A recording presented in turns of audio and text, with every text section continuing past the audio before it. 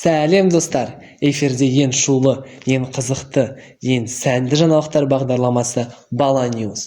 Бүгінгі басты жаңалық біздің ұжымда жылдық есеп беру концертіне дайындық ресми түрде басталды.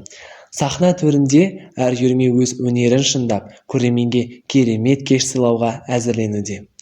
Дайындық барысында анықталғаны, бишілер 100 рет бір қимылды қайталайды, ал кейбіреулері соңғы рет қайталаймыз деген сөзді 17 рет естіген.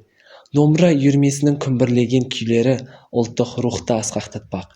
Жетігеннің сырлы сазы жүректерге нәзік әуен болып жетпек. Вокал үйірмесінің жас өнерпаздары әсем әнмен көрермен көңілін тербетпек. Ал көркем сөз шеберлері жүректен шыққан жалынды жырлармен рух сыйламақ. Сахна сыртында да қызу дайындық болары сөзсіз.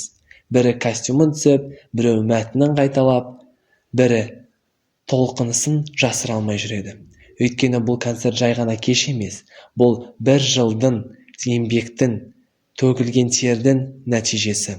Құрметті көрермендер, сіздерді өнер мен талант тоғысқан ерекше кеште күтеміз. Осымен Бала Ньюс жаңалықтары аяқталды. Концертте кездескенше.